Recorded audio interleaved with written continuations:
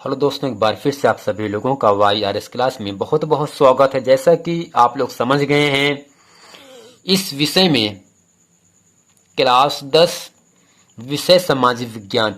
सामाजिक विज्ञान में जो आपका पहला पाठ है, यूरोप में राष्ट्रवाद का उदय।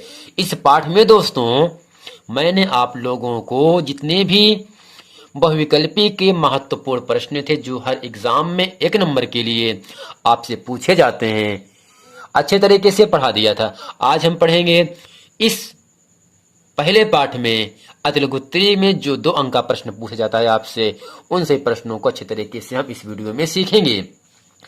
दोस्तों, प्रश्न नंबर 1 आपके सामने कह रहा है, किस प्रसिद्ध फ्रांसीसी चित्रकार ने 4 चित्रों की श्रृंखला बनाई? तो दोस्तों इसका उत्तर होगा फ्रेडरिक सारियू ने 1848 ईस्वी में 4 चित्रों की श्रृंखला बनाई। प्रश्न नंबर 2 आपके सामने है, 19वीं शताब्दी में यूरोप में राजनीतिक एवं मानसिक जगत में भारी परिवर्तन आने के क्या कारण थे? दोस्तों इसका उत्तर होगा राष्ट्र राज्य का उदय। अब दोस्तों प्रश्न नंबर 3 आपके सामने है, निरंकुशवाद से क्या तात्पर्य है या निरंकुशवाद किसे कहते हैं? तो दोस्तों इसके उत्तर में लिखेंगे हम, एक ऐसी सरकार या शासन या हुकूमत जिसका सत्ता पर किसी प्रकार का कोई अंकुश नहीं होता। ऐसी सरकार जनता के अनुकूल कार्य नहीं करती। ये अत्यंत केंद्रीकृत सैन्य बल पर आधारित और दमनकारी सरकारें होती थी। यानी दोस्तों एक ऐसी सरकार, एक ऐसी हुकूमत जिसका सत्ता पर किसी प्रकार का कोई अंकुश नहीं होता, कोई रोक ही नहीं होता, जैसा चाहे वैसा करे। तो दोस्तों क्या होगा, ऐसी सरकार जनता के अनुकूल कार्य नहीं करती। अर्थात दोस्तों जनता चाहती कुछ है और लेकिन जो सरकार है वो करती कुछ है। तो दोस्तों ये जो है अत्यंत केंद्रीय सैन्य बल पर आधारित का मतलब कोई पुलिस बल पर, पुलिस फोर्स पर आधारित और दमनकारी सरकारें होती थी। इसे ही क्या कहा जाता है दोस्तों? निरंकुशवाद कहा जाता है। यानी दोस्तों एक ऐसी सरकार, एक ऐसी व्यवस्था जिसका सत्ता पर किसी प्रकार का कोई अंकुश नहीं होता, ऐसी सरकार जनता के अनुकूल कार्य नहीं करती। ये अत्यंत केंद्रीकृत सैन्य बल पर आधारित और दमनकारी सरकारें होती थी। दोस्तों ये था निरंकुशवाद किसे कहते हैं। अब चलते हैं आपको लेकर प्रश्न नंबर 4 में। अब दोस्तों प्रश्न नंबर 4 आपसे कह रहा है, कल्पना दर्श अर्थात यूटोपिया का शाब्दिक अर्थ बताइए। यानी दोस्तों यूटोपिया का शाब्दिक अर्थ क्या होता है, तो इसमें लिखेंगे और अच्छे तरीके से हम जानेंगे। एक ऐसे समाज की कल्पना करना जो इतना आदर्श है, जो इतना बड़ा, जो इतना महान है कि उसका साकार होना लगभग असंभव होता है। यानी दोस्तों एक ऐसी समाज, एक ऐसा समाज जिसकी कल्पना जो इतना आदर्श है कि उसका विचार, उसका साकार होना लगभग असंभव हो, दोस्तों से ही क्या कहा जाता है? यूटोपिया का अर्थ होता है। अब दोस्तों प्रश्न नंबर 5 आपके सामने कह रहा है, जनमत संग्रह क्या है? तो दोस्तों प्रश्न है जनमत संग्रह क्या है, तो इसमें लिखेंगे जनमत संग्रह एक प्रत्यक्ष मतदान है जिसके जरिए या जिसके माध्यम से एक क्षेत्र के सभी लोगों से एक प्रस्ताव को स्वीकार या अस्वीकार करने के लिए पूछा जाता है। यानी दोस्तों जनमत संग्रह एक प्रत्यक्ष मतदान है जिसके माध्यम से किसी क्षेत्र के, किसी गांव के सभी लोगों से एक प्रस्ताव को स्वीकार यानी मान करके, अस्वीकार जिसे ना मान करके करने के लिए पूछा जाता है दोस्तों, उसे ही कहा जाता है जनमत। अब दोस्तों प्रश्न नंबर 6 आपके सामने है, उदारवाद क्या है? उदारवाद क्या है, इसमें लिखेंगे उदारवाद लिबरलिज्म शब्द का हिंदी रूपांतरण है।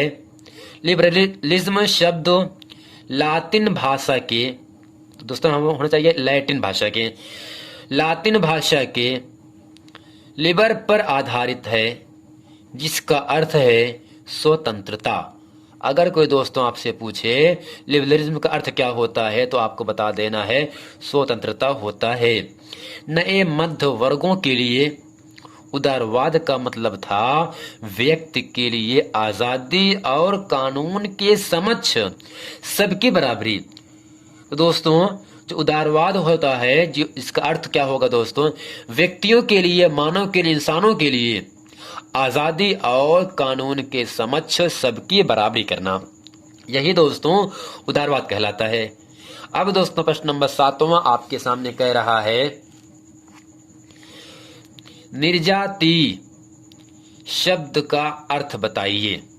निर्जाति शब्द का अर्थ बताइए। तो दोस्तों इसमें लिखेंगे एक साझा नस्ली जनजाति या सांस्कृतिक उद्गम अथवा पृष्ठभूमि जिसे कोई समुदाय अपनी पहचान मानता है। यानी दोस्तों एक साझा, एक ऐसी समझौता जिसके जरिए से जनजाति या सांस्कृतिक उद्गम यानी आगाज या शुरुआत अथवा पृष्ठभूमि जिसे कोई समुदाय अपनी पहचान मानता है, उसे दोस्तों क्या कहते हैं, निर्जाति शब्द कहलाता है। अब दोस्तों प्रश्न नंबर 8वां आपके सामने है जर्मन राष्ट्र का रूपक क्या था, वह किस बात का प्रतीक था। तो इसमें लिखेंगे दोस्तों जर्मेनिया जर्मन राष्ट्र की रूपक थी। जर्मेनिया जर्मन राष्ट्र की रूपक थी। चाक्षुष अभिव्यक्तियों में जर्मेनिया बलूत वृक्ष के पत्तों का मुकुट पहनती हैं, ताज पहनती हैं, क्योंकि जर्मन बलूत वीरता का प्रतीक है। यानी दोस्तों जर्मेनिया जो है जर्मन राष्ट्र की रूपक थी। चाक्षुष अभिव्यक्तियों में जर्मेनिया बलूत वृक्षों के पत्तों का मुकुट पहनते हैं, यानी ताज पहनते हैं अपने सर पर, क्योंकि जर्मन बलूत वीरता का प्रतीक है। अगर कोई आपसे पूछे जर्मन बलूत किसका प्रतीक है, दोस्तों आपको बता देना है जर्मन बलूत वीरता का प्रतीक है। अब दोस्तों प्रश्न नंबर 9वां आपके सामने कह रहा है, प्रश्न नंबर 9 है नारीवाद क्या था। इसमें लिखेंगे स्त्री पुरुष को, यानी महिला और आदमी को, स्त्री पुरुष को सामाजिक, आर्थिक एवं राजनीतिक समानता की सोच के आधार पर महिलाओं के अधिकारों और हितों का बोध नारीवाद है। यानी दोस्तों पुरुषों और महिलाओं को सामाजिक, आर्थिक एवं राजनीतिक समानता की सोच के आधार पर महिलाओं के अधिकारों और हितों का बोध ही नारीवाद कहलाता है। अब दोस्तों प्रश्न नंबर 10 आपके सामने है 1832 ईस्वी में यंग इटली की स्थापना किसने की थी। दोस्तों आपको याद होना चाहिए 1832 ईस्वी में यंग इटली की स्थापना मैथिनी ने की थी। प्रश्न नंबर 11 आपके सामने कह रहा है इटली का राष्ट्रीय एकीकरण का कार्य कब पूरा हुआ। तो दोस्तों 20 सितंबर 1870 ईस्वी को इटली का राष्ट्रीय एकीकरण का कार्य पूरा हो गया। तो दोस्तों ये था यूरोप में राष्ट्रवाद के उदय में जो आपका तिलक उत्तरीय का प्रश्न है, जो एग्जाम में 2 नंबर के लिए आपसे पूछा जाता है। मैं आज इस वीडियो में अच्छे तरीके से आप लोगों को बता दिया। यदि आप लोगों को यह वीडियो पसंद है, वीडियो को लाइक, सब्सक्राइब और शेयर करना ना भूलें। मिलते हैं दोस्तों नेक्स्ट वीडियो में, तब तक के लिए थैंक यू।